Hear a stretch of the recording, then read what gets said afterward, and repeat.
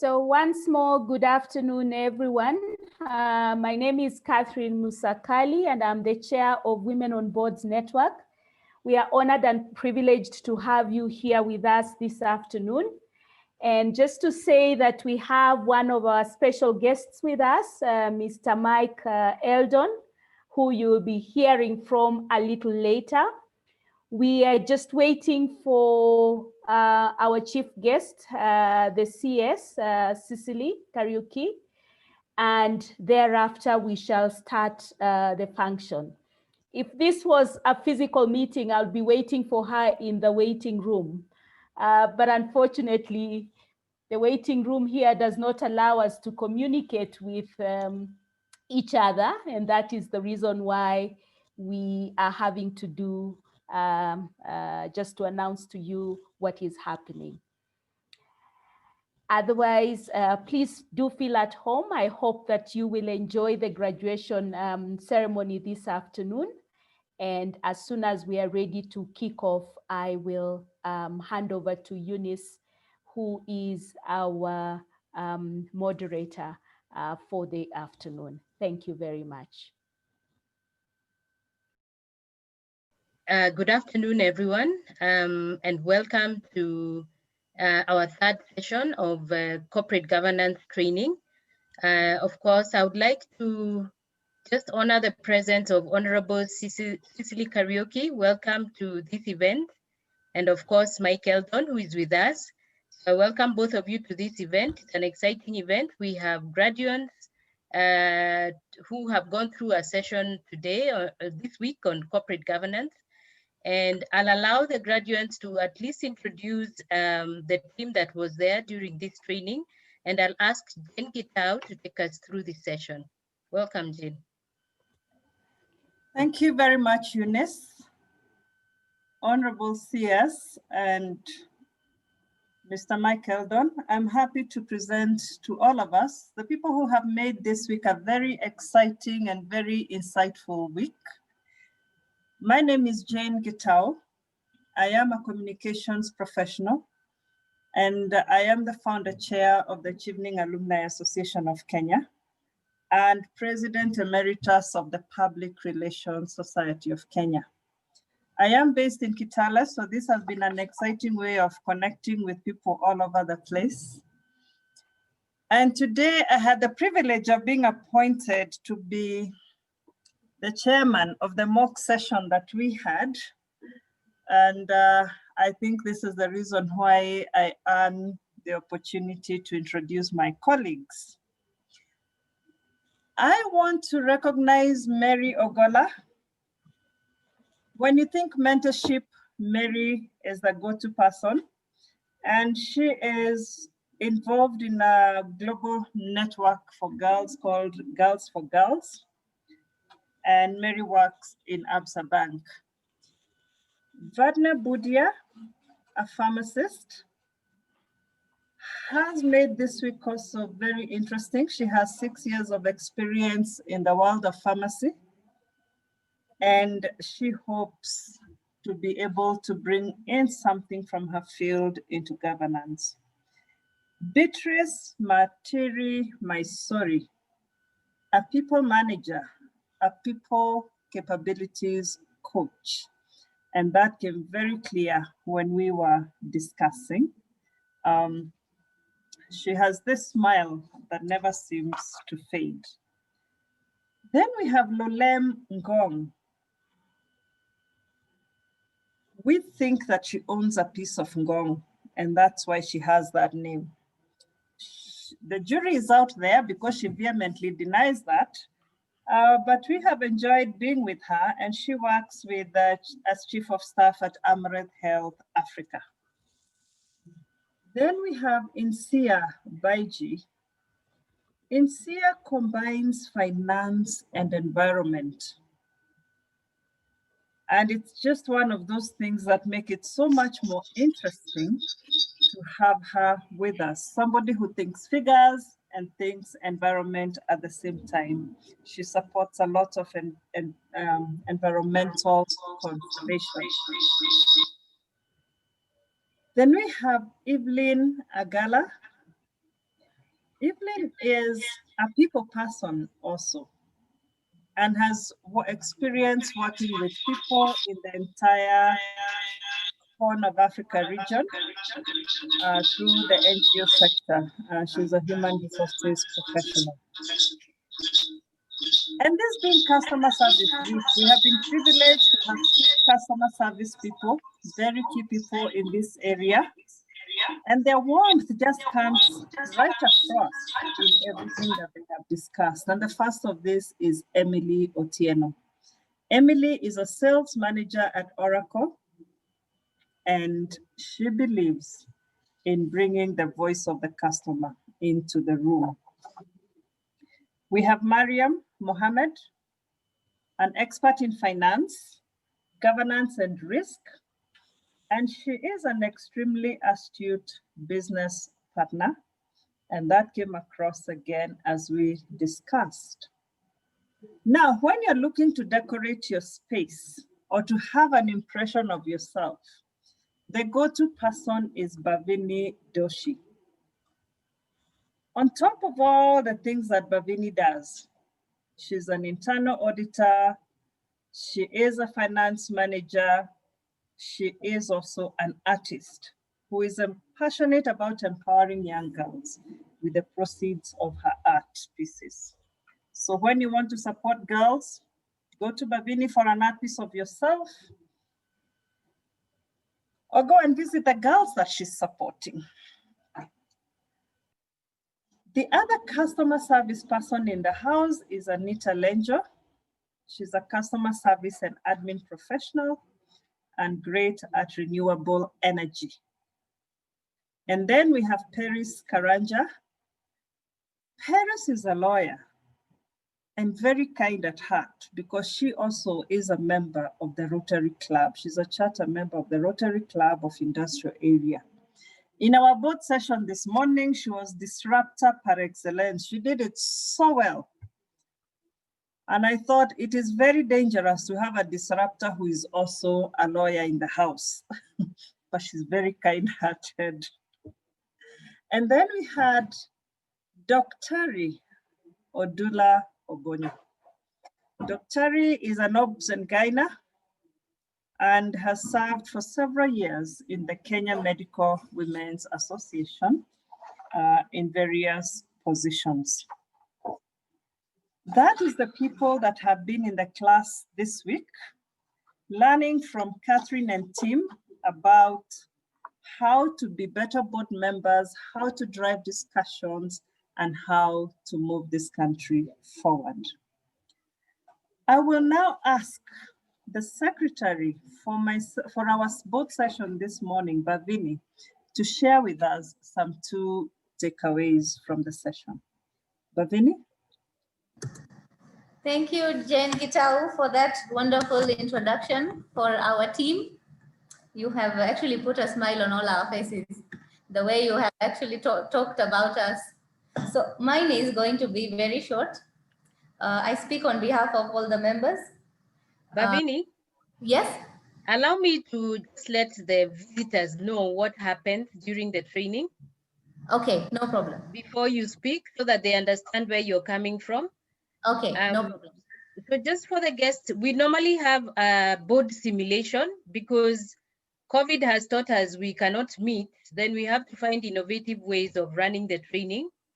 So the training has a board simulation, and what happens, we get different board members without the other members knowing that they are playing certain roles during the board simulation. So after that, then we get the members to speak to what happened during the board simulation. So they go through an actual board meeting, and during that board meeting, there are disruptors, there's a chair, and then you find there has to be the chair to actually try and control the whole board session. So I think Bhavini will give just a bit of what happened and give us the takeaways during that board simulation, so that the visitors can just understand exactly what happens during this training. You can continue, Bhavini. Thank you. Thank you, Eunice. So I will take you through what happened in the board and collectively the whole week, what we have learned and how we have gone. Our board meeting was very, very interesting. I have sat on different meetings, not boards, but with different people, but we really managed to learn the different personalities and characters and how to actually manage people. So what I will say on collectively, I want to keep it brief. So I will just say that on behalf of all of us, this class has been very insightful. Most of us were very green when we started, and we wish to thank the Women on Board networks and all our facilitators that have enabled us to gain this much needed knowledge about the leadership journey. We believe it is a journey. It is not something that just comes onto you. It also told us how character development is done and, more importantly, emotional intelligence. This training has opened our minds to how the world of board meetings should be and has given us valuable skills and insight as women to lead and be part of this game that has majorly been dominated by men. So therefore, on behalf of all of us, all I wish to say is we are now up for this challenge, and we are now ready to roar along with the men out there in the world of the board meetings. So that's the message we are going with. Thank you, and I will pass it on to Eunice to continue from there. Thank you, Babini. So great. So leadership is a journey. That's good. That's what I picked from you. And emotional intelligence is very key. And you're ready to go out and get those board jobs. So great.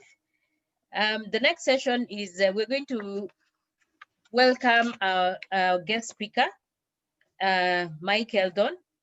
And we thank Mike. We always call on him to be a speaker in Women on Board sessions. And I'll just give an introduction and a profile of Mike Eldon before he speaks. So Mike Eldon is a founder, chairman, and lead consultant of the Dan Eldon Place of Tomorrow, a management consultancy that focuses on leadership, strategy, culture strengthening, performance management, and coaching. He's also sought out after as a speaker and a writer, like ourselves. We keep asking Mike to come and speak to us. Thank you, Mike. He's a chairman of the Council of KCA University and is a non-executive director of Occidental Insurance and of Davies and Shatcliffe, which is in the water and energy sector. He is a member of Advisory Council of the African Institute of Policy Development, a think tank, and supports the actualization of demographic dividend, and a co-founder of Institute for Responsible Leadership, which was launched in London in October 2019. Mike is an economics graduate of University College London and a fellow of London Business School.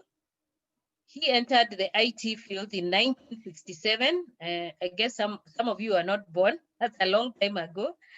Arriving in Kenya in 1977 to become the general manager of a multinational computer company, ICL, which we all know. And he has lived there ever since. He was a pioneer in the development of the use of IT in Kenya and was deeply involved with the development of Kenya's first national ICT policy. 15 years ago, he reinvented himself as a management consultant, and his clients include public and private sector organizations, family businesses, NGOs, and the World Bank. He's a senior leadership advisor to the UN Institute of Training and Research, and is an adjunct faculty member in the development and delivery of transformative leadership program of the Aga Khan University. Mike has been chairman of the Council of Kenya Institute of Management, and he's a fellow of the Institute. He was a founding director and a vice chairman of Kenya Private Sector Alliance, where he is now a member of the advisory council. And he is a founder member of the Management Consultant Association of Kenya. Since 2007, has been writing in the column of Business Daily, having now published over 340 articles, and his 2009 book, Kenyans, Yes, We Can, is a collection of his articles and speeches. Mike is married to Evelyn Mungai, the author of From Glass Ceilings to Open Skies, for which he was the editor. Mike, wow, what a profile. Welcome to this session.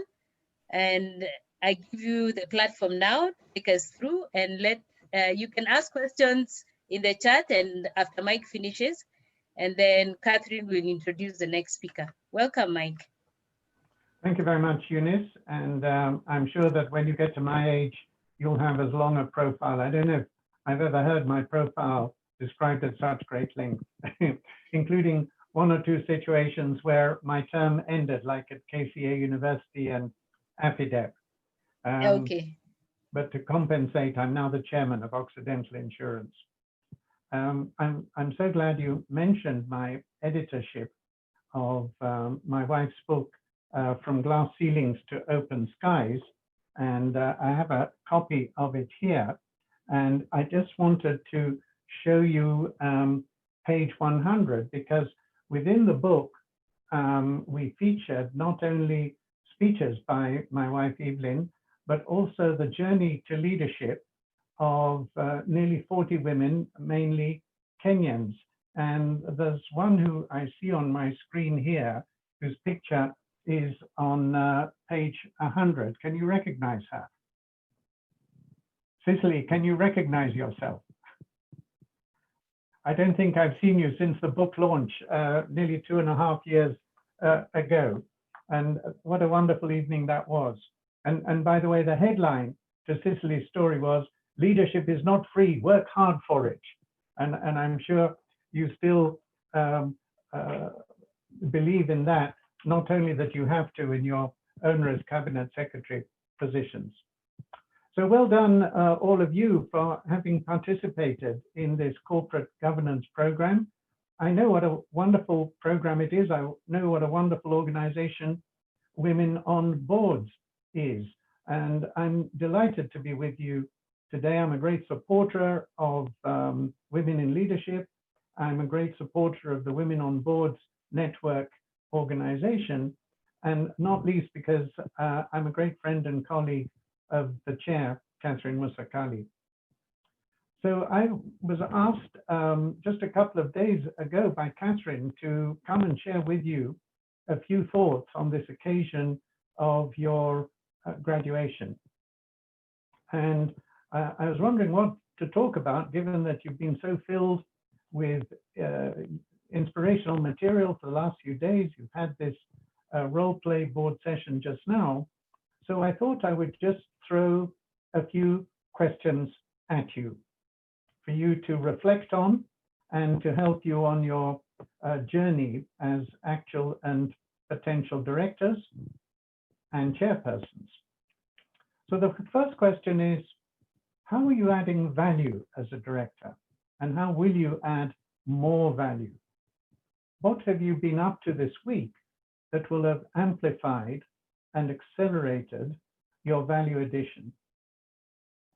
This program was called a program on governance, but for me, I actually prefer the word leadership. It's more all-encompassing, while governance too often, not with Catherine and her colleagues, has this connotation of the stern parent enforcing compliance and this oversight role of boards. And I know that you will have dealt with a lot more than that, but I want to make sure that you're devoting as much of your energy, of your talents to the uplifting aspects of board membership as to this looking down and slapping wrists that too much of governance these days implies. So the question is, what beyond governance, what leadership? And of course, it's to do with strategy. It's to do with a bigger picture, the longer term, the external view. And around all of that, wrapping around it, a meaningful expression of the vision and the values. Almost everyone these days has vision and values, but as always, still today, almost no one brings them to life. Certainly, the national values of Kenya, it's been awfully hard, these 17 words buried deep in the Constitution, to bring them to life. When Catherine asked me to come and talk on another occasion, I'll talk about that and the work that I'm doing these days on that. But at your organizational levels, please take time to bring your values to life, and not just have the usual list of professionalism, teamwork, blah, blah, blah, but to understand how they can strengthen a healthy culture. How are you looking at performance management within your board position? And again, beyond compliance, beyond the sort of tick in the boxes that too often in government, certainly, the performance contracts restrict themselves to. Sicily, no comments from you. I know you know what I'm talking about. And the sort of thing that says objective, develop a strategic plan, indicator of success, strategic plan developed, without any further evaluation of the consequence of having written the plan, of having brought it together in terms of its impact. And wherever I go in my consultancy and wherever I am a director and as a chairman, I find that one of my very biggest challenges is to help people come up with these impact-focused indicators that go beyond the interim indicators that, however necessary, are much too far away from sufficiency. Directors, too, must be ambassadors, champions, coaches. And this again takes us beyond the oversight, the compliance, the governance in their narrower and traditional sense. And I want you to ask yourselves in your present and aspirational director positions where you are in all of this. What is your brand as an actual and potential director? Catherine asked me to speak at a previous Women on Boards event. It was just before the coronavirus hit us all. And so I was in person with the participants. And this was the question that I spent the session asking. What are you known for? What is your value addition? Are you known for this expertise, that emotional intelligence, this way in which you have helped the organization move forward? So this emotional intelligence, now to comment on that. If you are to be of maximum influence relative to your potential,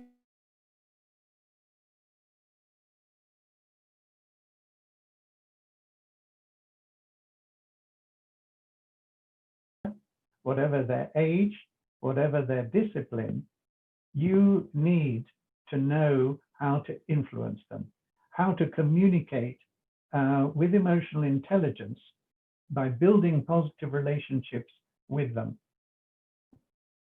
More so, if you're disagreeing, if you're criticizing, if you're coming up with some kind of innovation, some kind of disruptive idea. And the challenge doesn't get any the less, as you know only too well, if you are younger rather than older. And so I'm told, although I can't say I have that much personal experience of it, if you are a mere woman. Certainly not the case with Catherine, certainly not the case with my wife, Evelyn.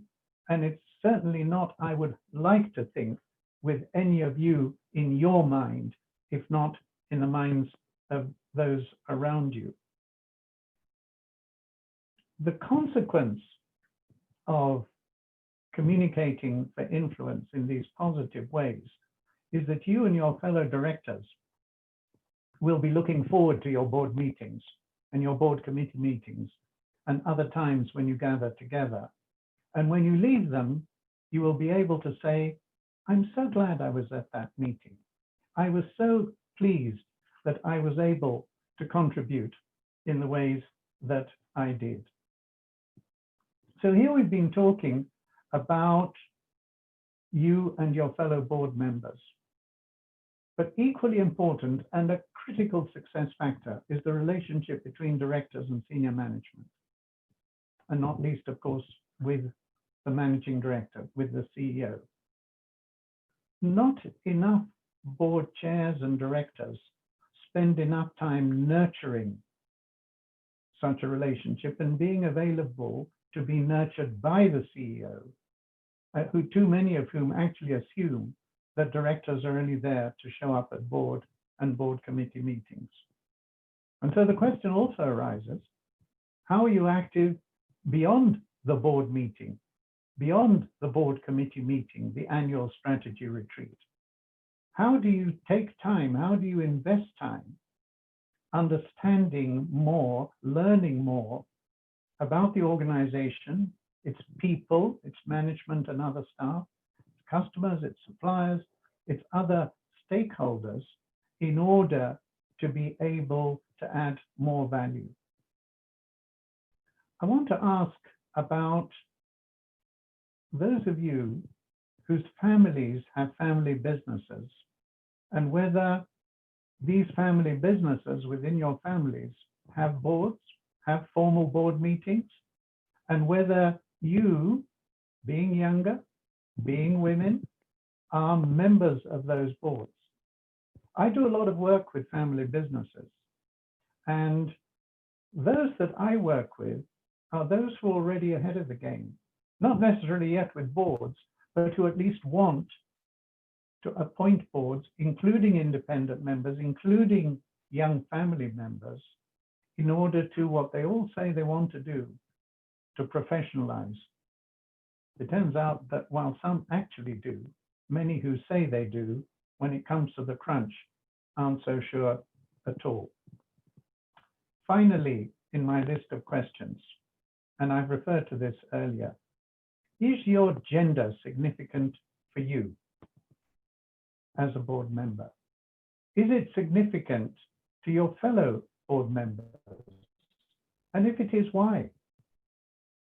If you look at people like Catherine Musakali and her colleagues in Women on Boards, if you look at my wife, Evelyn Mungai, if you look at Sicily Kariuki, they have not reached the position of leadership, either despite being women or because they are women. They have reached those positions because they are competent, and because their competence has generated the confidence to make a difference. And so I'm sure that you are aspiring in that direction. Otherwise, you wouldn't have shown up during this week for this program. So with those few words, with those few questions, with those few thoughts, I turn it over to you to comment on what I've said and to grill me for further insights. Thank you very much.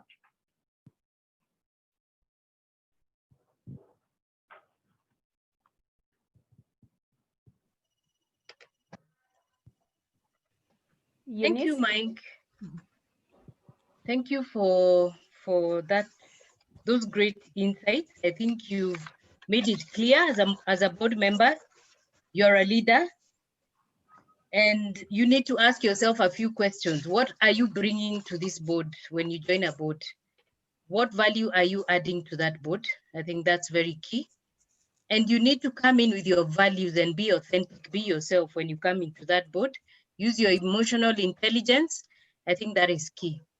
So Catherine, I'll let you introduce our next speaker, and feel free, everyone, to write your questions. We'll take questions after this. Welcome, Catherine. Thank you very much, Eunice. As they say, when it rains, it pours. My internet had never let me down until today. It let me down when you had just started.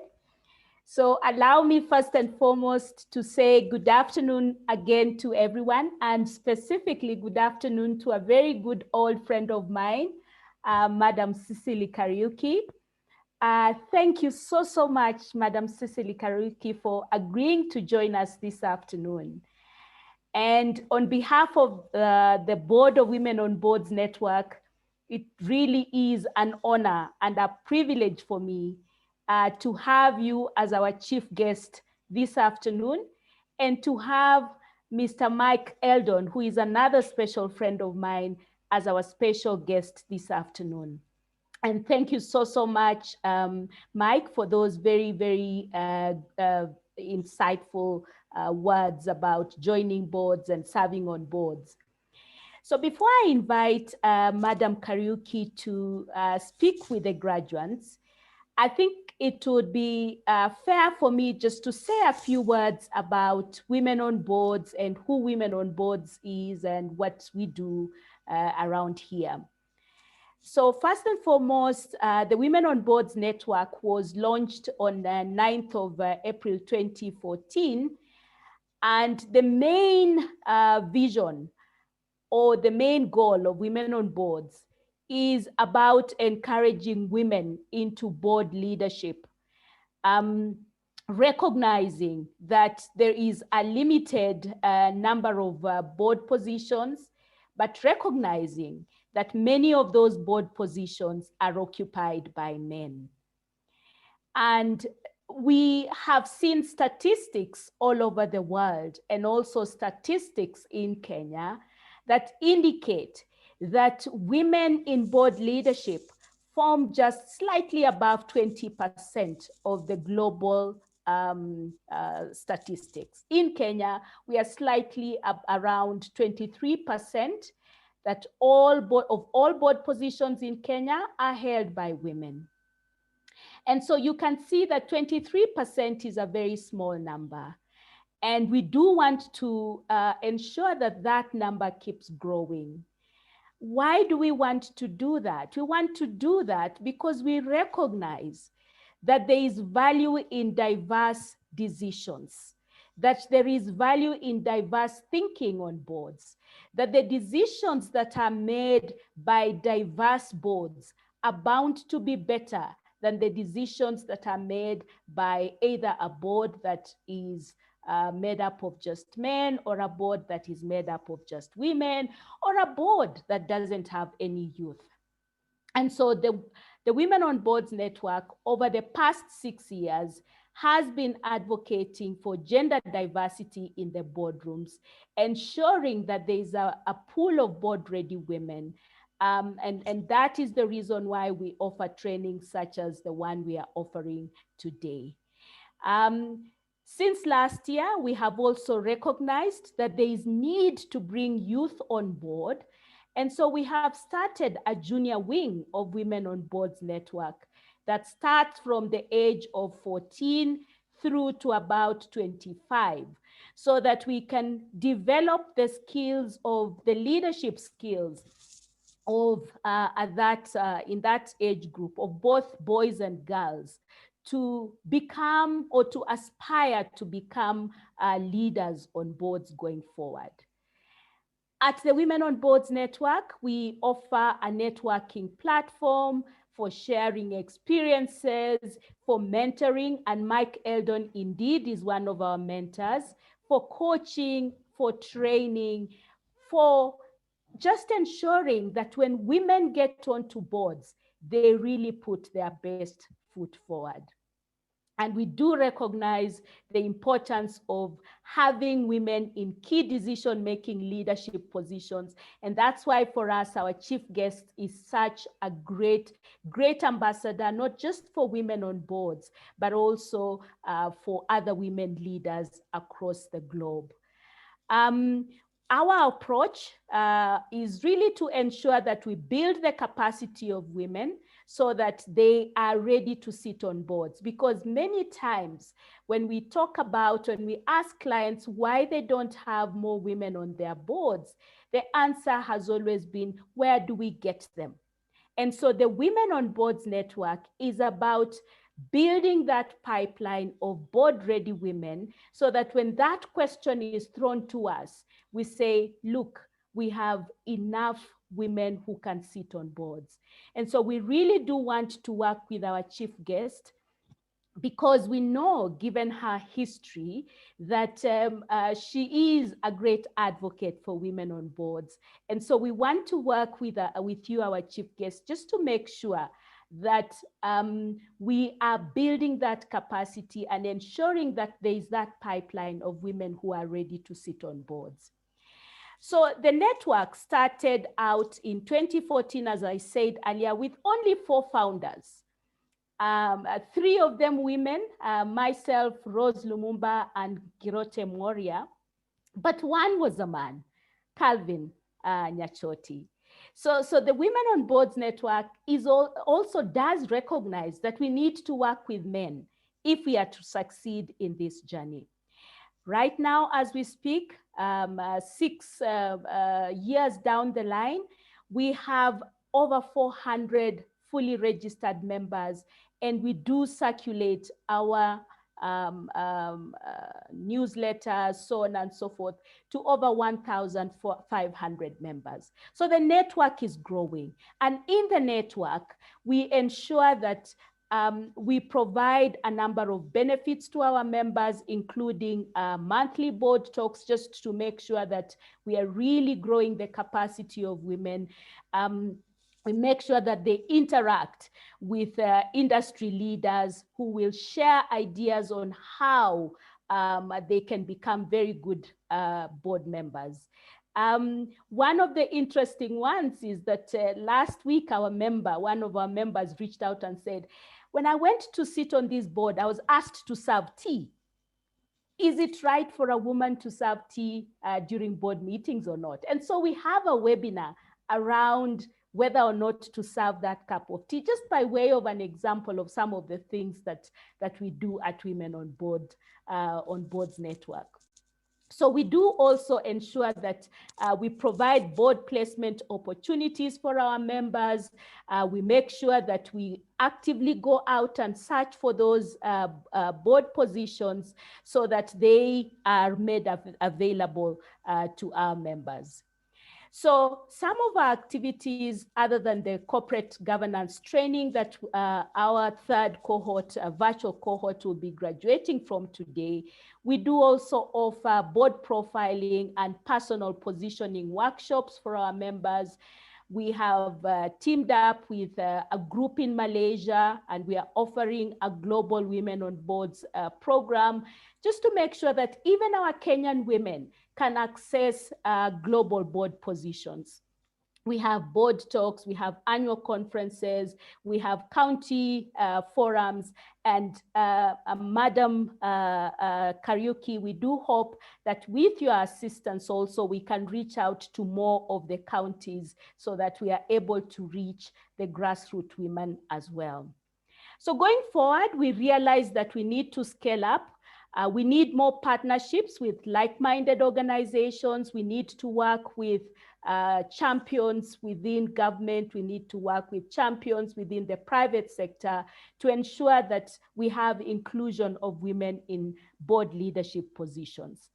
And as I end, before I invite our chief guest to speak to us, I just want to congratulate our graduates today for going through the week. We started off on Monday with sort of light touch topics, which developed into more serious topics during the week, but also were interspersed with some topics, softer topics that really just helped you to understand as a woman how you can become an effective board leader. And so I want to congratulate you very, very much as you start your journey. Some of you are already serving on boards as you continue your journey on board leadership. To congratulate you for having gone through this day. So allow me, last but not least, just to say a few words about who our chief guest is. And as I talk about our chief guest, perhaps this is the point at which I would also just like to say that we will indeed be reaching out to you, Madam Sicily, just to pay a courtesy call to you and also to talk to you a little more about what Women on Boards Network is all about, and find ways in which we can work with you closely, because we know that you are a great champion of women on boards. And when we look at the areas where you have served, starting from the ministry responsible for youth, going on to the ministry responsible for health, and now in water, history speaks for itself. And we can see that all along you have actually been promoting women into leadership. You have been appointing women into board positions, and we really, really value that support. So we would like to perhaps at some appropriate time just visit you and talk to you about how we can work together to ensure that the women we put on boards as well are women who will do us proud, that they are women who have been prepared for these positions and who will do a good job in terms of being our ambassador out there. So allow me just to say a few words about who our chief guest is. I know she doesn't need any introduction because you definitely know who she is. But Madam Sicily Kariuki is the CS for Water, Sanitation and Irrigation since February 2020 to date.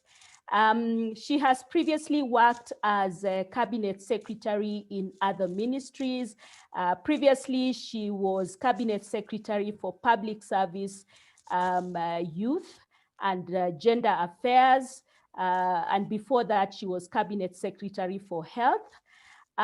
She has also served as principal secretary in the State Department of Agriculture, Ministry for Agriculture, Livestock and Fisheries. And as I said, in all her ministries, she has purposely gone out to support and appoint women. And for that, we are really, really grateful. Before she joined public service, Madam Sicily has also served in many, many other capacities, particularly within the agriculture sector, coffee, so on and so forth. She has also served in the private sector, and it is really, really a pleasure to have Madam Sicily with us here to talk to us, share her thoughts about her journey as a woman leader. How have you risen to the position where you are at, Madam Sicily? What challenges have you come across as a woman leader? How have you overcome those challenges to remain true to who you are? Because when we see you on TV, when we read about you in newspapers, you have always come across as this CS who's very focused on what she is doing, who's very focused on delivery, who's very focused on what needs to be done. And so we want to share a bit of that journey with you so that we can understand what we need to do in our little corner to rise to to achieve some of the things that you have achieved. And we know that your journey has been a great inspiration. And so allow me to introduce you to speak, to invite you to speak to the graduates and to share some of those words with them so that we can learn from you. Karibu sana, Madam Sicily Kariuki.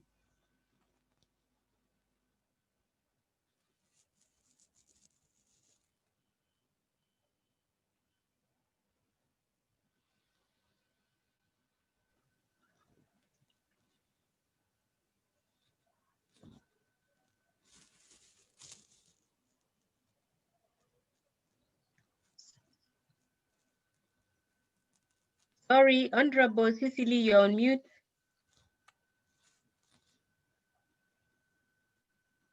Yeah, she's still on mute. Yes. We can't hear you. Am I Now- okay now? Yes, we thank can. you. Brilliant. Thank you very much, Catherine, and your colleagues, graduates, and my old friend Mike. It's a great afternoon for me to be able to join you and just to share in the joy of bagging one more, if you will, cup in your hearts.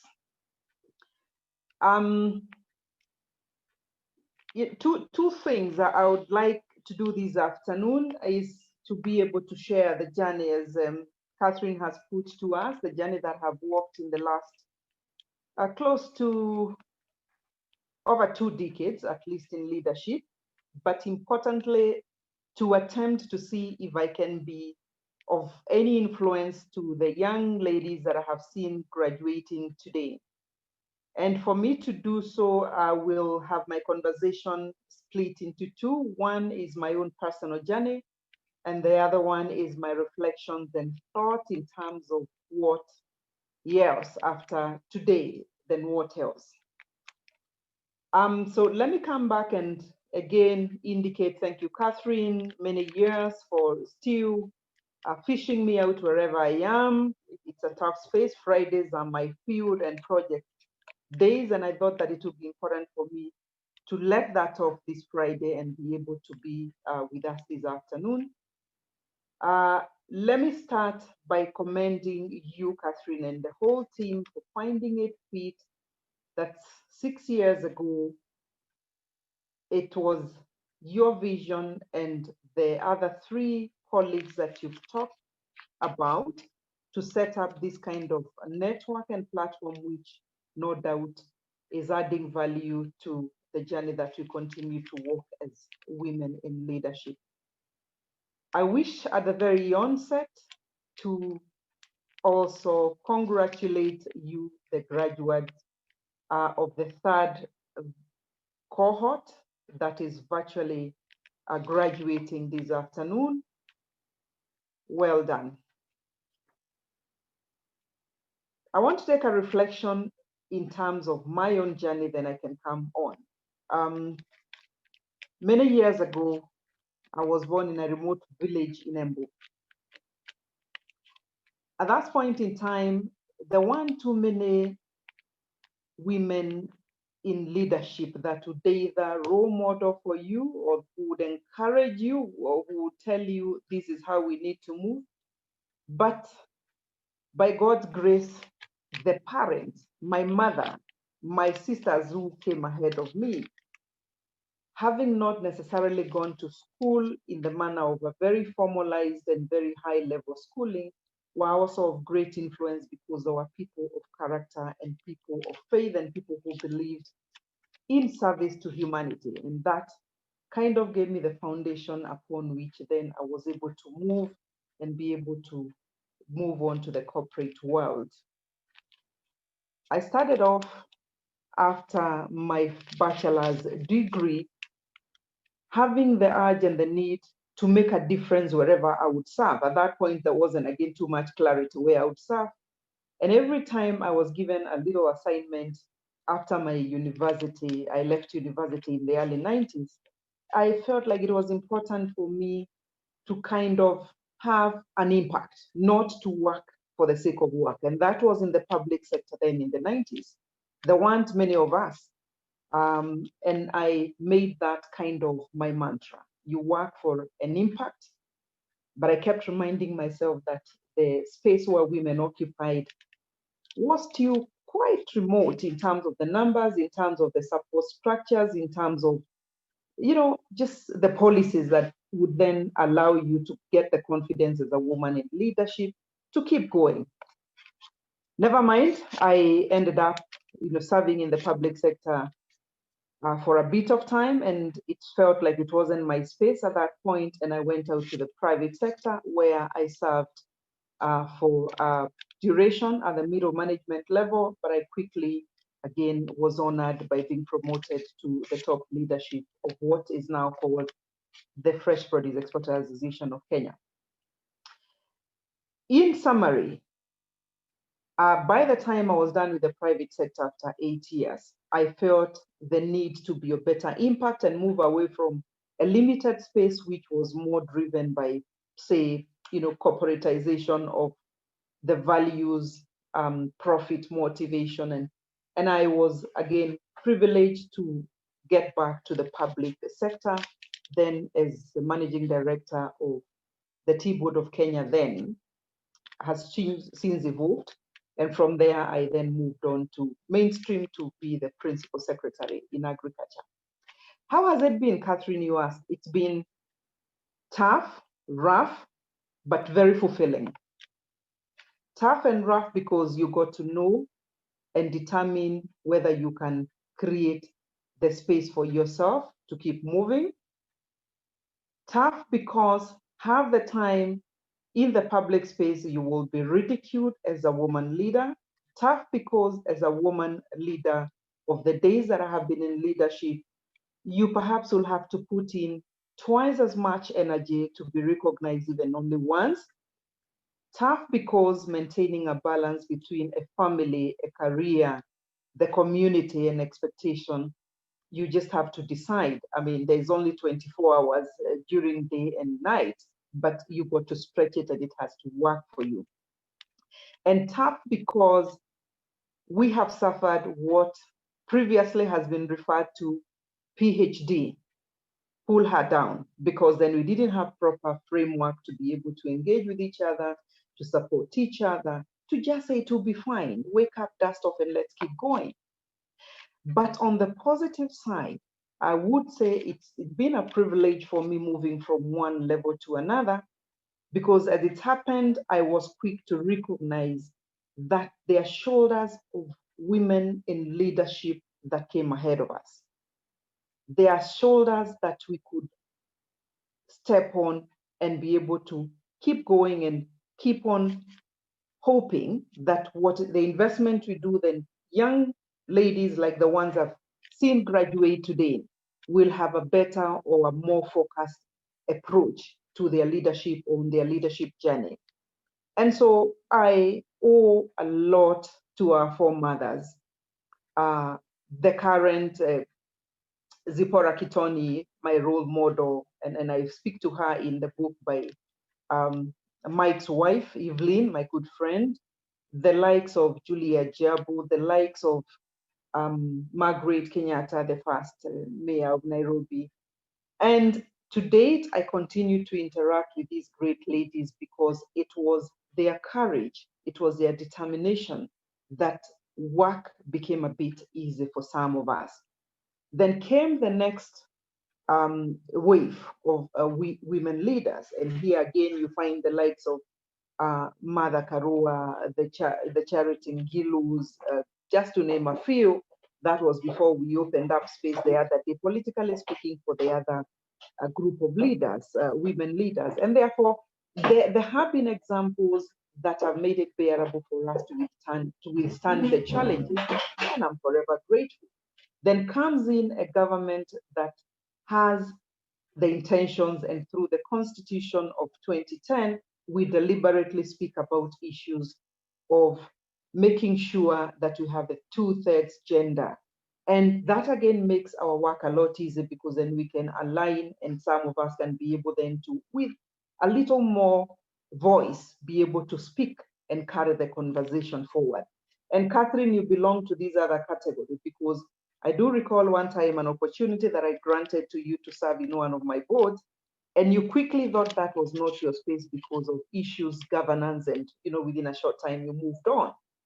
Again, looking at some of those examples, it just encouraged me and said, okay, amidst the challenges, there are opportunities. And that is what it's been. Now, as to whether we are done or I'm done with what I ought to be doing, my response is a very loud no. There's so much more that needs to be done, and that's why this afternoon, I would rather, postpone my field trips and be able to be of influence to 1, 2, 3, or 4 of you. And because I believe that the journey is you know, we are on a journey, but we ain't even halfway done, given the numbers that Catherine, you have shared with us, and that I do not intend to make a repetition of. They speak loudly. That is both in the public sector, but also in the private sector. Now, because of my own journey and because of my own challenges and because of the gaps that I have experienced that I worked, it taught me to be extremely sensitive. It taught me to wear gender lenses in every opportunity that I got. It taught me to be very deliberate in opening up the spaces for women. It taught me to be able to tell ladies that yes, here you have an opportunity anytime I was able to, whether it is in management, whether it is in the board. But it also gave me a chance to be able to say to you ladies, an opportunity comes, but much is expected. You know, we are told in the Bible that for those who much is given, much is expected. And I have not been shy in saying the following. I am giving you an opportunity to serve as a lady leader in management or in a board, but I expect a lot more than our colleagues of the other gender. And I have held you therefore accountable, like I expect to be also held accountable in return. Now, let me come back again to say my thoughts in terms of then the graduates today, and outside of my own personal journey, that it is competitive out here. I have seen the sectors where most of the graduates are represented, including the one I served just the other day, that is the health sector. I've seen a few pharmacists there, but I've also seen some of you in the sector where I am today. It is competitive. It will continue being competitive. We are suffering a deficit of good corporate practices. It will continue to be so. It is therefore for us to be able to determine whether we can fit in within this very brutal and competitive business space. And when I say business as a collective, I'm also talking about the public sector where we are serving, as to whether we can stand up to be counted in terms of corporate practices that are positive and that inspire hope in our children, in the generations coming before us, but also the male colleagues who we are serving with. It will be a decision that is extremely very personal. We can only speak about it. You have to make a determination what to do with the information that you have been given, but also the experiences that you continue to pick as we interact with some of yourselves. However, allow me to say that I'm very confident that with the knowledge that you've gained in the last 1 week, the challenges that I've had Mike throw at you, the experiences that Catherine has brought as she has worked with you in the week that you have been going through this training will count for much. I am almost very certain that you'll find it invaluable in a couple of ways, but importantly, in boosting your own self-confidence as a leader and a board member or a chair of a board. It will also count for much in helping you do things a bit more effectively. The minute you have more confidence around yourself, then you go for it a little bit faster and you are a little bit certain the direction that you're taking. But importantly, and this is where the multiplier effect for me comes, is that it will help you also to be a good example. A good example so that when you go into a board, should you be privileged to serve in one, or are you already serving in one, that you'll become the voice of questioning why the numbers are not adding up. You will be able to, like me, demystify what a woman can do and cannot do in the corporate sector. A little story I keep saying, referring to is when I was a principal secretary in agriculture. Agriculture, the workers, 80% of the laborers are women. But the business people who are further up the value chain are men, majority of them with perhaps 10% then being women. And so I tell my CEOs then, or about 26 of them in a room, and I said, we had just introduced the opportunity for women and the youth, the AGPO program, which is one of the pet subjects of the current president, Uhuru Kenyatta. And I say, let me see how you're faring in terms of supporting women in business. And quickly, two of my CEOs, then most of them male, you can guess, said to me, agriculture is a very technical field when it comes away from the farm. And I said, what do you mean? How can women be able to supply fertilizers? It's a male-dominated space. And how can they be involved in the rest of the spaces which are quite science-dominated? And I said, you know, I'm going to change that. Before long, before I am gone, before I settle in this place, I will change that, and you have to come along. I'm glad then, because I was able to work through, and a couple of women managed for the first time to come up and became major suppliers of fertilizer in agriculture sector. I'm glad also because the science part of it, where we were doing inspectorate work, we had also a couple of women coming in to take the opportunity and continue with business under the AgPro program. But importantly for me is I was very deliberate of the women who also joined me in my office.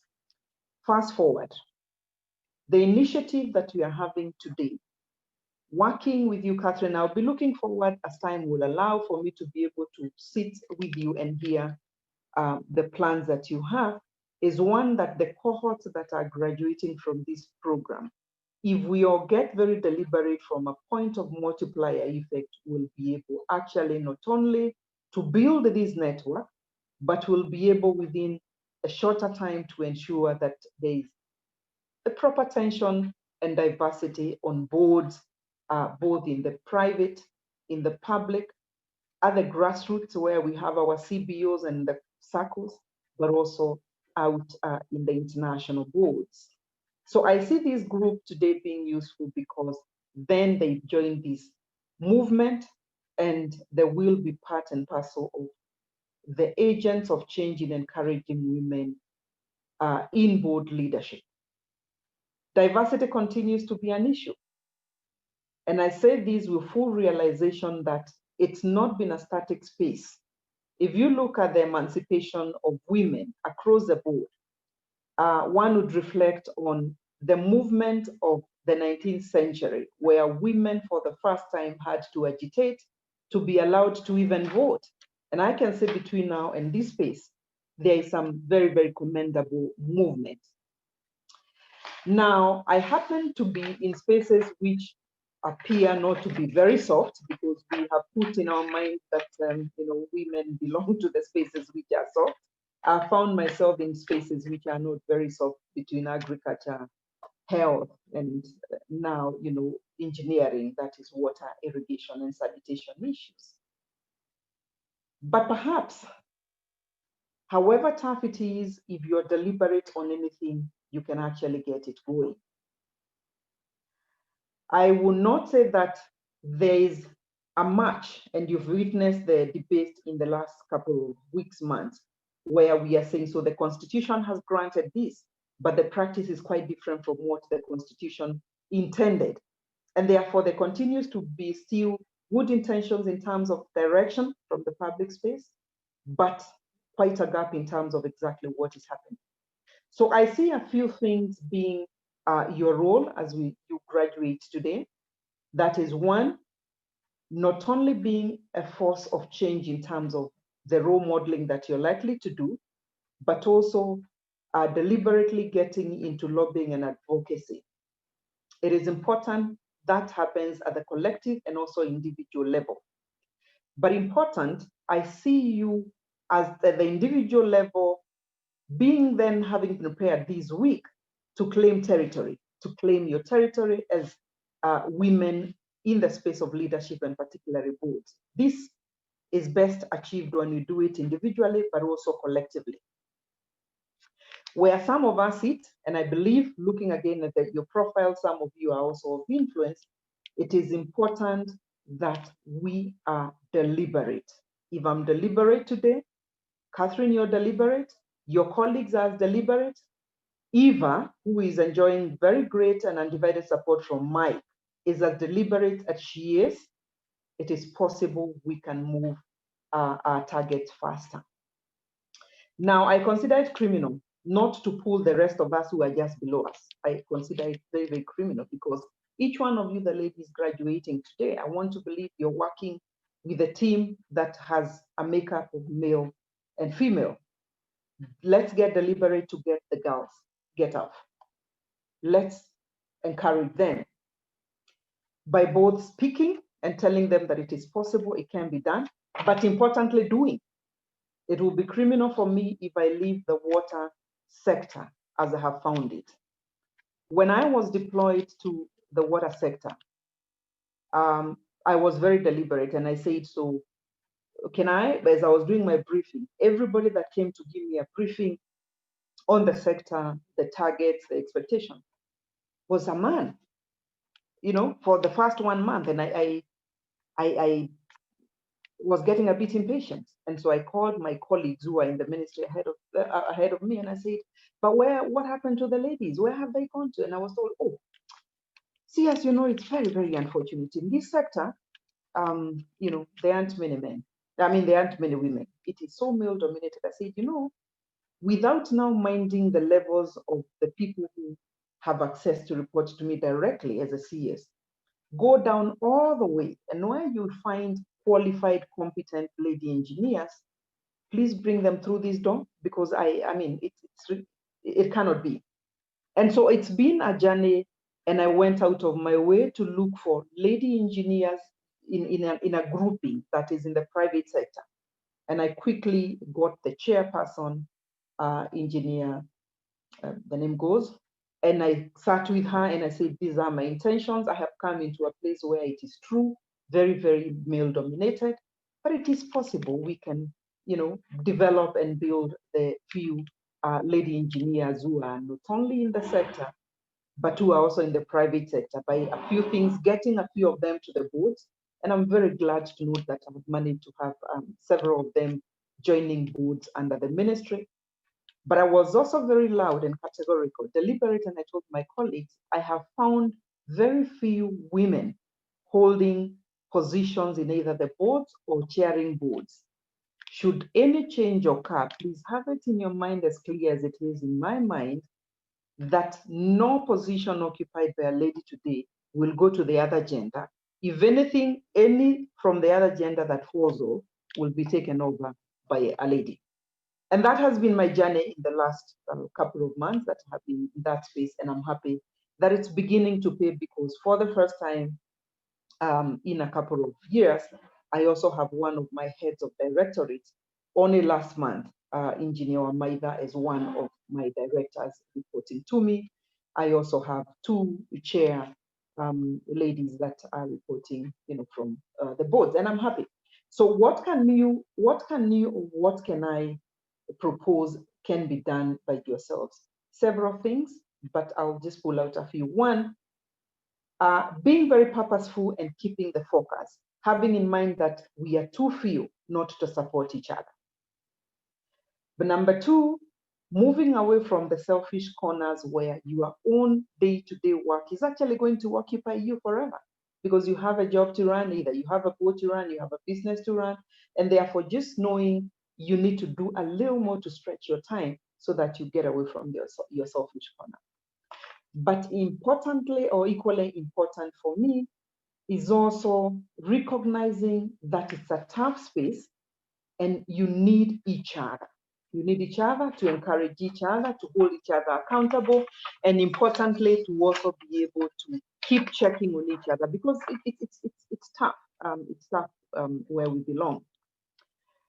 Now, in terms of getting deliberate, opening up the spaces for the ones who come below us, I want to recognize and commend you, Catherine, again, because you realize when you bring in the youth, the 14 to 25, you're effectively saying it's not about us this time, because we seem to have an idea how we need to figure it out. But it is important to then think succession as you're moving forward, wherever we are. Graduates, consider the following. Staying the course, because it will be tough. I will encourage you and I will remind you that to continue to be tough, it has been, it is not going to change. But important, and for me is more of a challenge, is that when you get an opportunity to serve for impact, society, community, so that you are not serving for self. Number two, it is important for you to endeavor in these very difficult times to guard your integrity. We as a world, we as a country are suffering from what I consider corrupt practices, which has given us a serious deficit of integrity from all walks of spaces, be it the private, be it the public, be it, we have that as a reality. Won't you wake up to make a difference and stop normalizing what is not normal? Because the way we're running the corrupt issues and practices are being normalized, yet we know they are completely not normal because we owe it as mothers, the generations coming after us. Won't you then want to be counted, whether it is voice and doing? Won't you then be that one? Thirdly, is for me to encourage that today you are where you are with your knowledge base, you're professionals, you're good, you are experts in your own areas. But the issue of continued renewal, whether it is by attending the kind of course you've attended this week, whether it is just finding a way of getting new knowledge in the space that you occupy. Women get very overwhelmed because the minute you're balancing between family, between your career, between your community, between your in-laws, between your, you can get quite overwhelmed. So maintaining that balance and not forgetting yourself in terms of learning and new knowledge, I think is completely very important. And finally, is that please don't be apologetic. What you believe in, go for it and go for it, total knowing that it's not going to be easy. It's not been easy for us. It will not be easy for you either. I keep on telling ladies, and I'll say it to the girls today who are graduating and the ladies who are graduating today, that let's wear pink, not a problem. Let's cry if we have to, but the job before you has to be done. It will have to be done. And therefore, I want to stop there by again saying we have a job ahead of us, individually, but also collectively. But whatever our emotional state, whatever we believe in our value system, is that we are the people to shape the future as women in leadership. I want to wish you a very restful and prayerful weekend as we observe the 3 days of national prayer, today through to Sunday. And I'm again very honored to be able to share my thoughts and reflections this afternoon. Asanteni. Thank you. Thank you, Madam CS. Very well put. And you don't change, eh? Your values remain, you don't change. So it just goes to augment what you've told us, remain true to yourself. And I think that is a great, great lesson for all of us.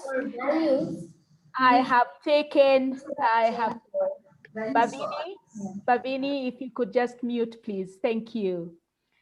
I have taken copious notes about key takeaways from you: being purposeful, keeping the focus, moving away from our selfish corners, recognizing that it's a tough space and that you need each other, serving for impact, guarding your integrity, continued renewal, never ever be apologetic. I think for me, those are such critical lessons for any woman today, for any woman graduating today, for any woman looking for a board position, for any woman looking for any leadership position.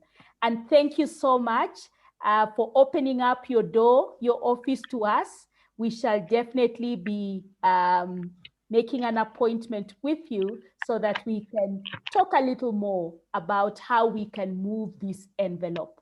I am reminded about this needle. I'm reminded about the words of Wangari Maathai when she talked about the hummingbird. And it is not about moving mountains. It is about doing the little you can do within your space, within your sphere of influence to change the way things are today. And so please don't wait on anybody to do the big things. Do what you can do today. So allow me to just say thank you for those very, very good and kind words. Thank you very much for the words of encouragement as I hand back to Eunice.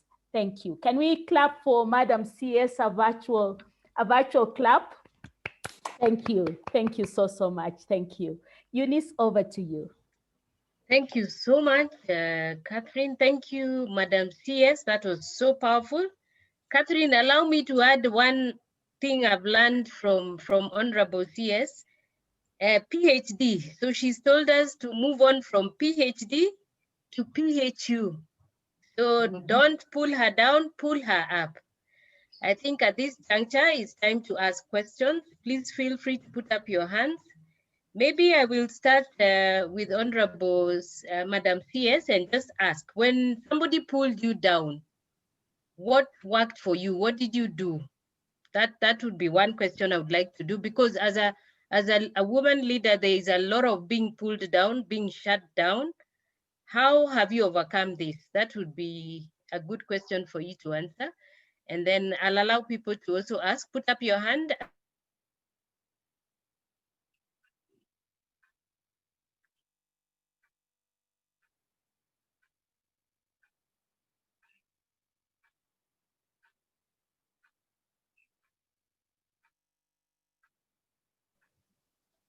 Madam CS, you can answer that one first as I wait for more questions. Thank you very much, and thank you for your very kind words. I'm sure for the people who have been around for the last perhaps 7 or so days in the public life, at one point I must have become the face of public impunity and all manner of negative things, and that scandal there, another scandal here, and another scandal there. Enough to actually pull you down from a societal point, but one that kept on saying to me, these guys are actually building me indirectly, because the conversation I have with God in the evening is one that I am so clear in terms of my conscience, that I am so clear, it doesn't matter the noises around me, and I'll keep my focus. And the following day, after the headlines, and I make the headlines, and half the time they would sponsor photos, which were even, the whole newspaper really. It actually gave me a lot of courage the following day to keep my focus and work for impact. So one of the lessons I have picked is that just be deaf to the world around you. For as long as you know what you are, what you're made of, what your value system is, just be deaf. Don't get disrupted because of side shows, and just keep going. So again, bringing in the issue of focus.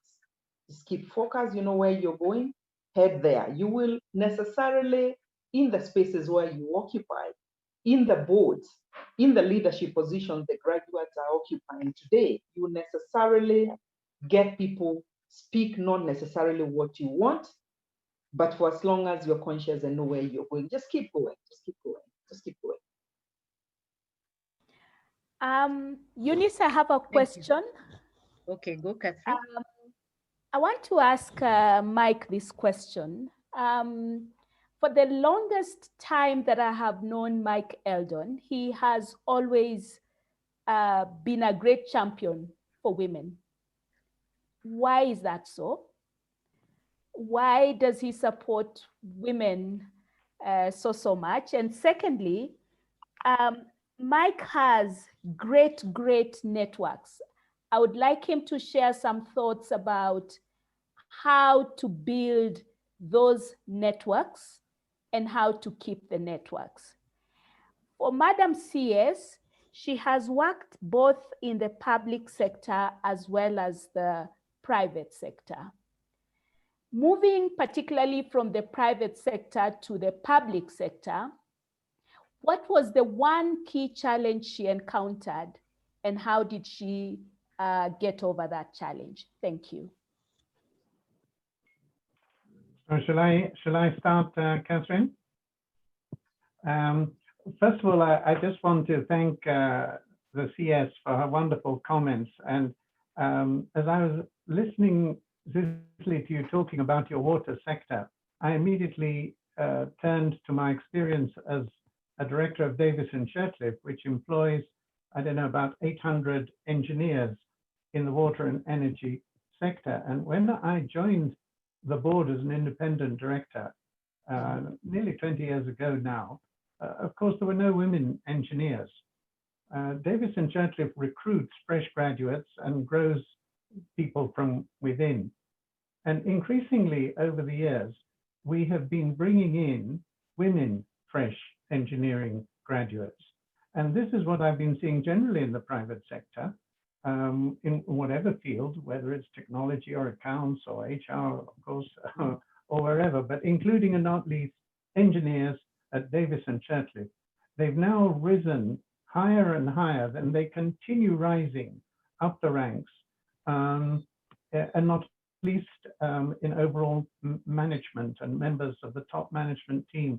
And it's so wonderful to see these competent women, and again rising not because of or despite being women, just because being good people. And this takes me to commenting on your answer, on your question, Catherine, about why I'm a supporter, such a supporter of women. And I don't know if I would simply put it that way, that I'm a supporter of women.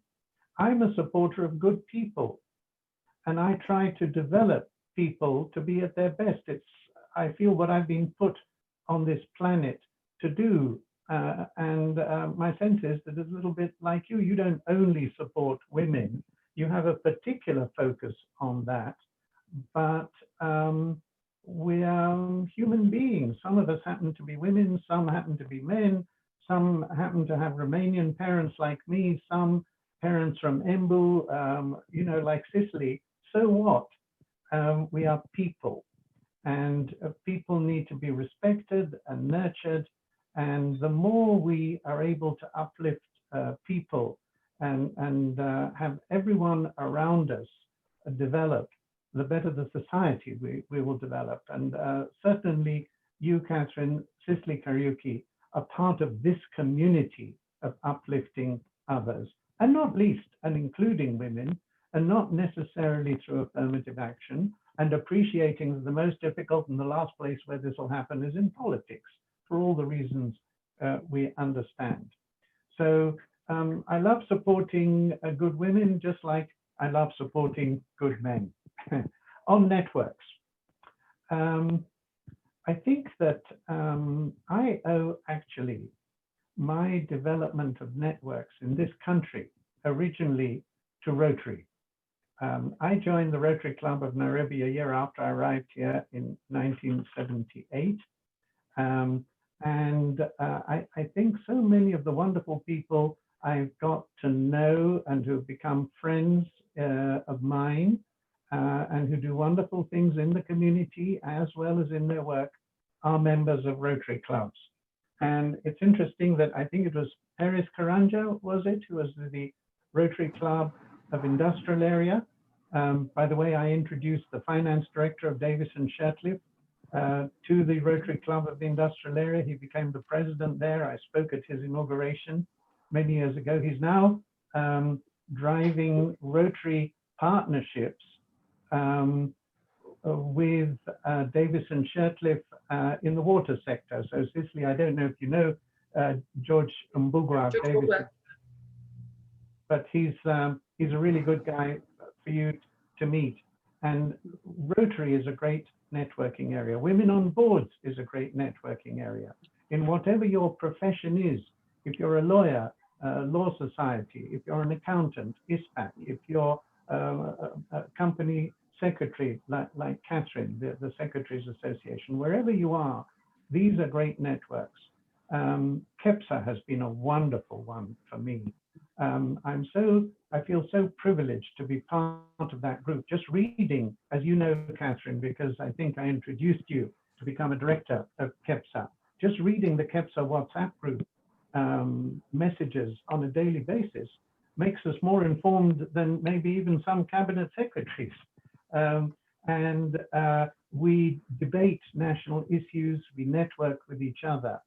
And of course, with LinkedIn now, that's a wonderful networking tool.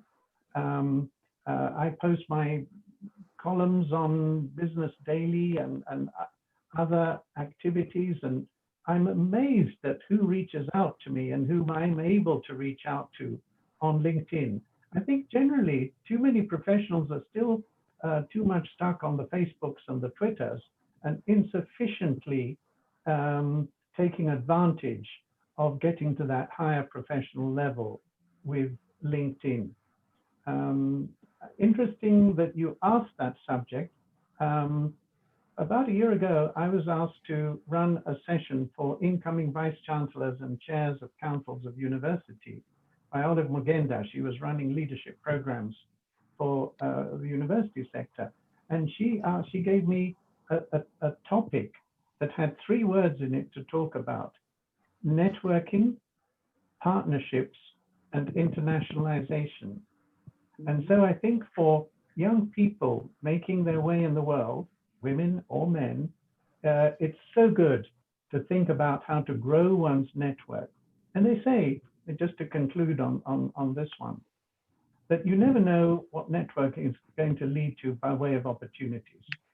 You never know what, how big, when, but what is the experience of people is that the more you network, the broader and the more uplifting your network, the disproportionately greater the chances of you opening up opportunities that otherwise would not have been there.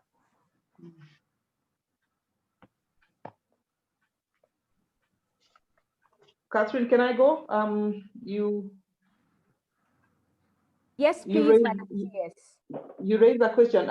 Mike, it's always very refreshing to hear your articulation of issues. And yes, I can confirm, the interaction I've had with you and Eva, you do not hold back. And indeed, it is evident in the writing that, you do. I mean, it's your giving, it's your way of influence, it's your way of support, it's a way of mentoring, and it's a way of influencing both men and women. And therefore, I really do appreciate you for that. Very specific from Catherine was the shock that I may have, suffered moving from private and then public. My shock was a little bit flat because I started my career after university in the public sector, in a parastatal, the current Penn Invest. And that is where then I picked a bit of the thinking and the culture and a little bit of what happens in the public sector. And moving to the private sector, really kind of narrowed my space of either impact or influence, because in the private sector, often than not, your motivation or the mandate is somewhat restricted. It's either you work for a profit, as it were, or you work for a specific outcome. Now, coming back at the leadership level in the public sector was an ear shock, because a bit of what I had acquired in the private sector, which I thought was best practice in the private sector, is kind of neutralized by the public good mandate of the private sector. And I remember sitting with my PS then when I was a CEO and saying, why do we as government allow ourselves not to apply a comparative advantage principles that we learn in school? Why are we insisting on planting sugar in the region, in Western region, where it is the productivity is very low compared with what we can get at the coastal belt? And my PS then telling me, you got to come and start thinking as if now you belong to this other side, where every motivation is not about a profit or productivity, or indeed a narrow outcome, that you have to balance everything between the economics of a decision, between the social impact of a decision, between the political impact of the decision. And I really struggled trying to fit into that. I think that I have done reasonably well now, never mind being once in the private sector, always wanting to think as a private sector. And therefore, it's been an interesting journey for me, influencing my colleagues in the public sector to think of minimizing wastage across the resources that are put to our use. And half the time, even though I am at the policy level, I find I can't help but come and challenge my colleagues by saying, but why would we be spending this amount of money to purchase this kind of item? I know when I last purchased it, I mean, this is now at my ministerial level. When I purchased it, that is not the price it went for. So the value that I picked in terms of putting and stretching resources to give more or cover more has served me well. Not that it has been always the most comfortable discussion to have, because where I belong, somebody will tend to say, but this is actually not a policy space, right? But I want to come out by also saying the reason I'm emphatic on the issue of the integrity deficit, colleagues, is because it kind of is uniform between the private and the public. It is a uniform value system that we are suffering from. And that is why, as I emphasize the need for you as a person, as an individual, a person of influence in the future, the question and the test of integrity and dealing with the deficit that we are currently seeing in Kenya, but also globally, should also count for much in terms of where you're moving. Thank you. Thank you for answering those questions. We have 2 more questions. Because of time, I'll allow the 2 questions, then we can move on with the program. So I'll allow Jane Gitao and Pauline to ask their questions. Then we can move on to the next stage. Jane, please go first. Thank you, Eunice. My question is to Madam CS. I was listening to you very keenly when you were talking about your efforts in bringing up the participation of women and the visibility of women.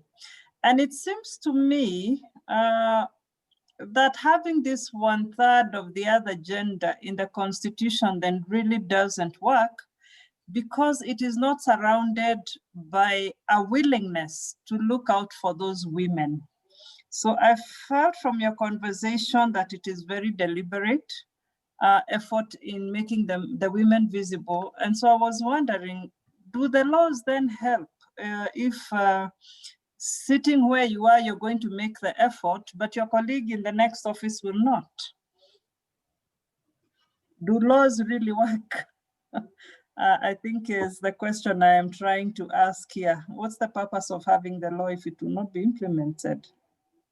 Okay, thank you. Pauline, you want to ask your question? Yes, thank you. Thank you, Eunice. Thank you very much, Madam CS. Thank you, Eldon. My question is to CS, and what I want to ask her is that we know it is very, very lonely at the position you are holding today in this country. Wow, where do you draw your strength from? Which is your shoulder to lean on, where things are very tough? There are times we see you all over in the newspaper, and we know when you put yourself when we put ourselves in your shoe, we know it is not easy. How do you manage this? Do you have a team at the top where you call a friend and, how do you make it? That is my major issue, because we know all we are very vulnerable at one time or the other. Thank you. Okay, thank you, Pauline. Then probably, Madam CS, you can combine that one with a question asked by Emily. And Mike, you'll also answer after Madam CS. Do you need a man to coach you so that you can be able to succeed as a woman in leadership? So I think both of you will take that question at the end. Thank you. Thank you. Thank you very much, Eunice. Jane, thank you for your question, Pauline and Emily. Do laws matter? Because it is true, I seem to be just deliberate. I know my colleagues who are also quite deliberate. Laws matter to the extent that they are helping us to frame the future we are walking towards. That far they matter.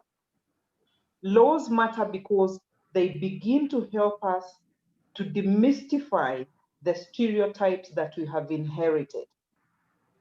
Laws matter because should we get to a point of a critical mass, then the next thing is moving the path that you saw the CJ, the Chief Justice, proposing. So laws matter. Now, a combination between practice That is the law or the constitution, and the deliberate interventions for us who are able to have some influence. You converge faster if these two come together, and therefore you get to your destination that much earlier. So laws matter. On to the question by Pauline. Pauline, a combination of things. Yes, it can get very lonely at the top, just like it can get very lonely at the middle, depending on where you're going or where you're coming. A couple of, for me, where I get energy and to keep going is one, I believe in God. I mean, half the time in the morning you wake up and you really have no energy to move, but I have been brought up in a way that I believe to be of good cheer and good character, and therefore my hope. But importantly, my family. I will forever be indebted to my family, because like Mike says, a family counts for much, and therefore running off to my family is useful, both my immediate family, but also my extended family. Equally important is colleagues, both male and female. And for me, I do not live in a space where I feel that the advice or the support coming from my male colleagues is any less in terms of impact than that coming from the ladies. If anything, because they've been at it long enough, it makes sense. And that is why Catherine is speaking and Mike confirming that we need men in this journey. It cannot just be our own journey. They only need to believe in us and not see us as giving competition. So we need that. I also have another, in terms of the networks that, we have developed, both the professional networks here. I have also been privileged to belong to a network of ministers, global ministers of various aspects, under a program that is mounted by Harvard University. And therefore, this one is practical, because then you're speaking at the same level. So if you're Minister for Health in Kenya, at any one point, there's only one Minister of Health. But if you're able then to link up to the Minister for Health in Nigeria or in Costa Rica, they are likely to be going through the same motions as it were, and therefore I get very, very practical input and insights into the decisions that I'm having to make when my energy levels feel like I'm in doubt. I want to say this because it has worked for me. I actually get to be mentored and I get support and energy from very, very young professionals. In my days as a Minister for Health, my support network was some very, very junior medical doctors, ladies in particular, because I wanted it to be two-way traffic. As I was mentoring them in the space of leadership, they were also actually giving me the necessary technical expertise that I required. It worked very well, and I'm very, very proud, because out of this journey in the 2 years that I was responsible for health, the current Chief Administrative Secretary, Dr. Mwangangi, was one of the people that I developed within that short time, because I found her not gainfully employed, and she was able to actually be part of my team, initially as my PA, then later on as my technical advisor with support from outside, and finally, the president was able to be gracious to grant her the position. And I'll forever then be grateful that it works both ways. So I do not limit where my energy comes from, where my new knowledge comes from, who I interact with, and I will interact even with the 25-year-old youth today, if it is going to be of value to both of us. Emily, men, I think I answered that in acknowledging and actually recognizing what Mike is doing.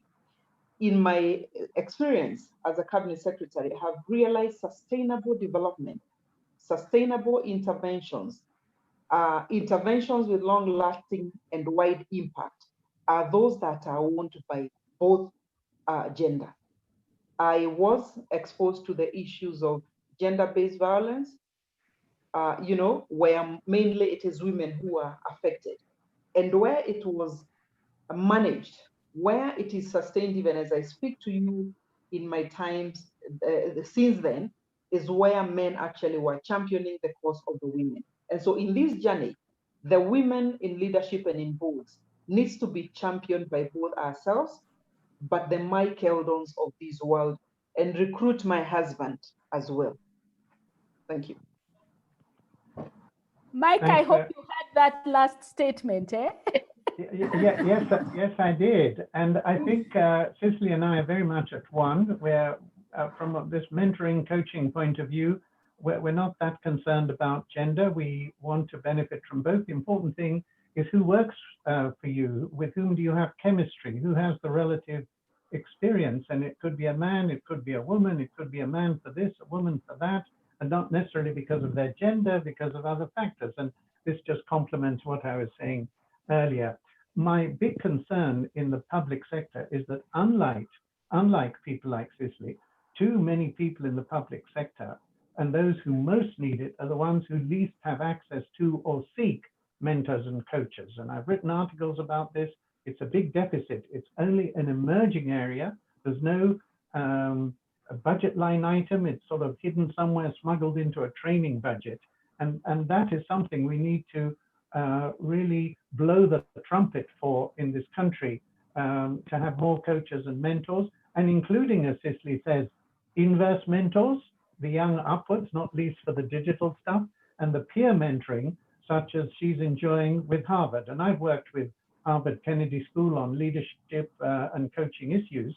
And the more of this, the further we will get with young people, with women, and with everybody else. All right. Thank you very much for answering our questions.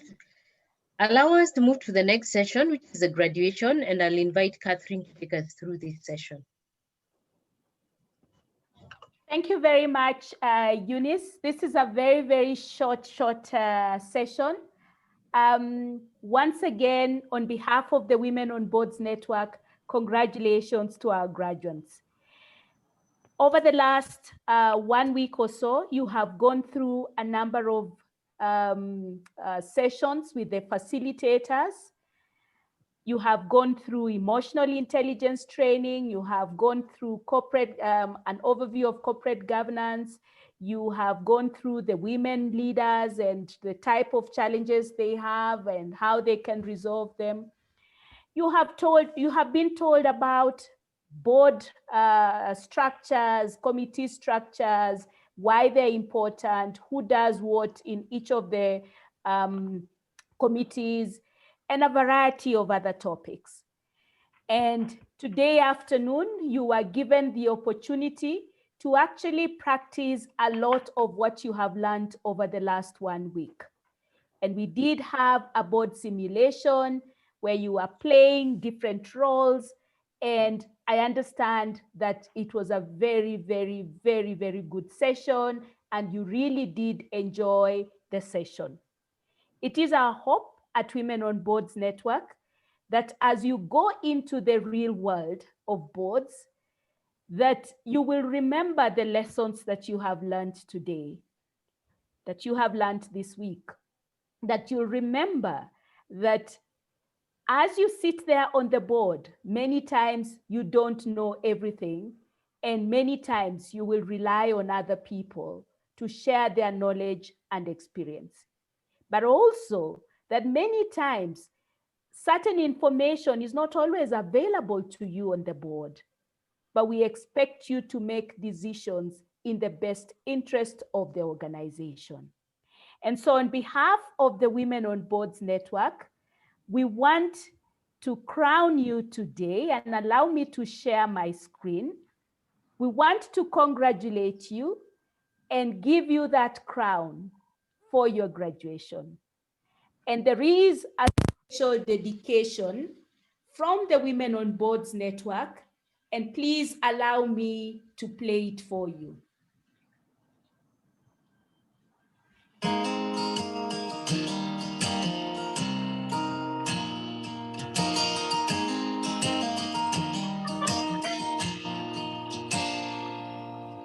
I know this world seems so big, and everything seems so out of reach.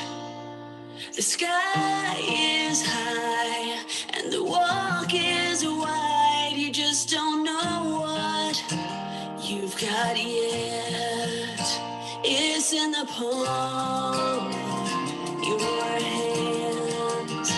It's right in front of where you stand. If you believe everything you dream will come true,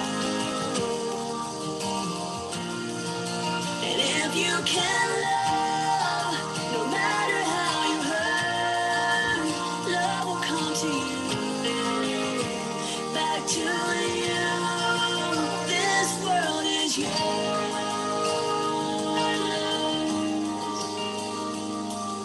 At times I know it's gonna be hard when you think you can't go on.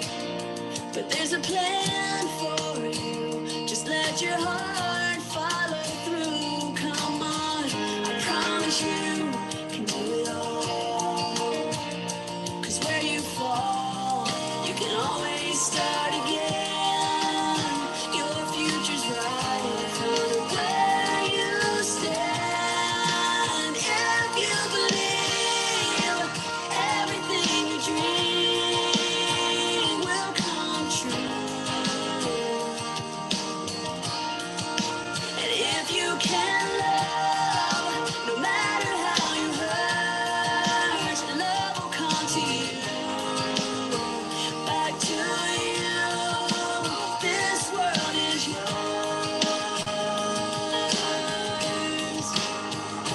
Climb a mountain, cross the ocean, sail a river until it opens. You make good friends, listen hard, let it out, and dance on.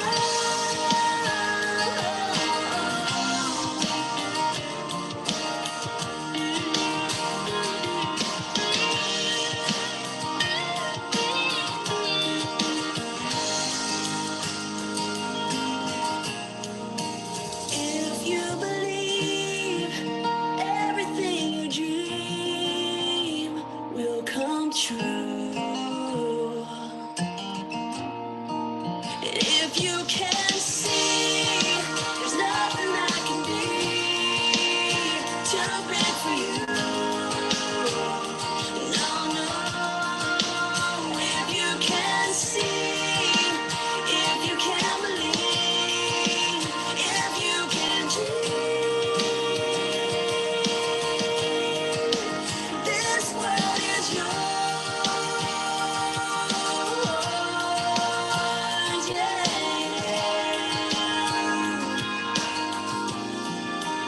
This world is yours.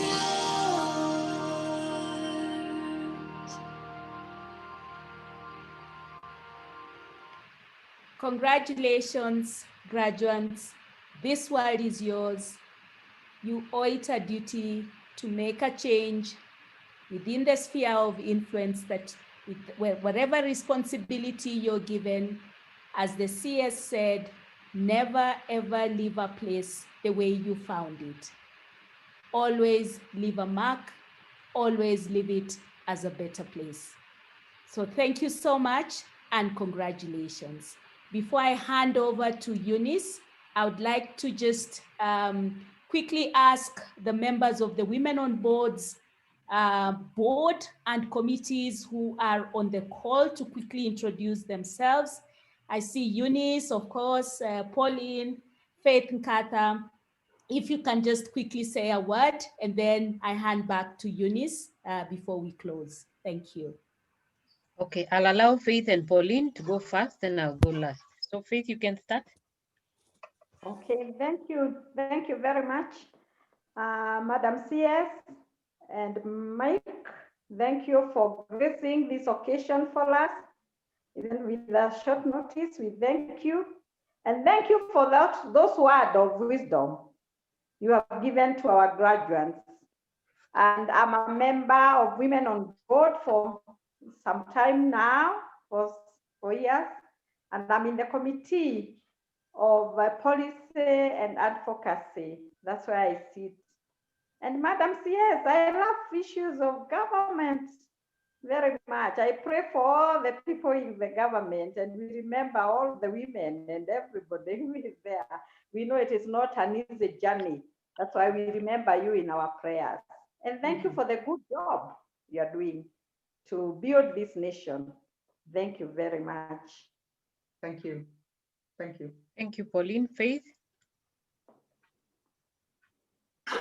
Hi, everyone. This is Faith Mukata Gitonga. I hope you can hear me well enough. Thank you so much for the amazing session, CS and Mr. Eldon. It was amazing just listening to you and writing all these notes and just learning and relearning, you know, because sometimes I think we need to be snapped back and reminded certain aspects. So I really appreciate, and I have learned quite a bit, and I'm challenged. And I just want to congratulate everyone today for their graduation. And I pray that you will now take bold steps on whatever table you get to sit on, to speak, you know, speak up, speak loud enough, and pull up other women as you do that. So I sit on the Finance and Partnership Committee, and I chair that committee as well. And I'm a member of the Women on Boards Network as well. Thank you. Thank you, Faith. I sit on one of the board committees for advocacy and policy, and I've been a member of Women and Boards for now 3 years, and I've grown and enjoyed, and I also moderate the sessions for the youth, the young upcoming leaders, which is something I enjoy and I'm passionate about. Please allow me to Eunice, yes. On behalf of the facilitators, FCS Nduati is here. Oh, all right, sorry. Let me allow him to speak. FCS Nduati, please. Welcome. Good afternoon, everyone. Good afternoon. Thank you, our guests, Madam Sicily Kariuki and Mike Eldon, for those kind and wise words. It's been a pleasure having the whole week with these very agile and dedicated and determined ladies who are set to take governance to the next height. And we have enjoyed interacting and sharing with them. And I had the opportunity, of course, of going through the board simulation, which was the last session with them earlier this morning and afternoon. And I can assure you that we really have ladies with great potential. Some of it has already been realized in boards. Some of them are already serving in boards. Others are newly appointed. And there are a few who are potential board members. What they need from us, of course, is some bit of hand-holding, as had been said by the guests. And now that they have the necessary skills, and of course, we agreed that they are going to continue honing those skills.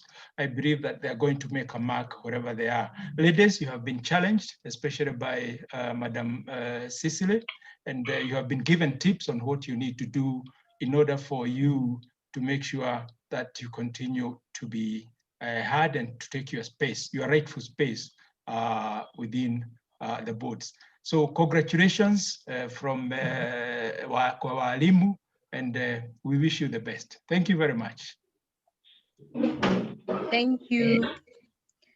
So on behalf of the Women on Board Network, I would like to say thank you to the graduates who have been with us the whole week for making this a success. I thank the facilitators and all the speakers that have come during the sessions that have been held. I also want to thank the chair, Catherine, and her board for making this possible, because the corporate governance training is very important for anyone who is sitting on a board. It's important to take part in this training because it develops you and it's part of growing you as a board member. I want to thank the Secretariat and the team that is behind the scenes, Hannah, Kantai, Agnes, thank you so much for making sure this has been possible. And then I also would like to thank the speakers today. Mike, thank you so much for always accepting our invitation and always being insightful, taking us through such great sessions. We want to thank Honorable Sicily Kariuki for just putting aside everything else and giving us this time. I know you are very busy. We just want to thank you for all the insights you brought through. And I think, as Catherine has said, we'll be reaching out to you as women on boards and looking forward to engage with you and just see what else we can do and invite you for more of our talks that we're going to have. Then finally, the graduates, remember what you've been taught. The world is yours. Grab the opportunities. Remember, leadership is not free. Be deliberate and work hard. For me, is to just pray for blessings as we pray these 3 days for the nation, and pray that you're all blessed and your families, and keep safe. Thank you very much. We were to do a photo session, Catherine, and I don't know, Kantai and Hannah, are you ready for the photo session as we close? Thank Yes, you. we Thank you, Moderator. So shall we turn on our cameras? If your camera is off, please turn on your camera so that we can do one photo with everybody. Give us that nice smile as we go into the 3 days of prayer for our nation. Hannah, are you ready? Yes, I am. Okay. So please smile as Hannah takes the photos.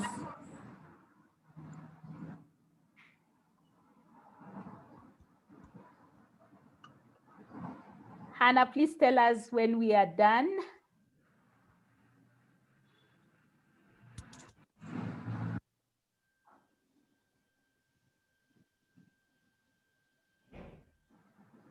Hannah, do we keep smiling? Thank you. Are we done? Yes, we are. Okay. Eunice, over to you to close for us. Thank you. All right. Thank you all. For me, it's just to wish all of you blessings. Have a lovely weekend and looking forward to see you next time. Thank you so much. Bye-bye. Thank you. Bye. Thank you, everyone. Bye. Bye-bye. Thank you, Madam CS. Thank you, Mike. Thank you, graduates. Thank you, everybody. Thank you. Thank you. Thank you. Bye. Bye. Thank you. Thank you very much. Thank you.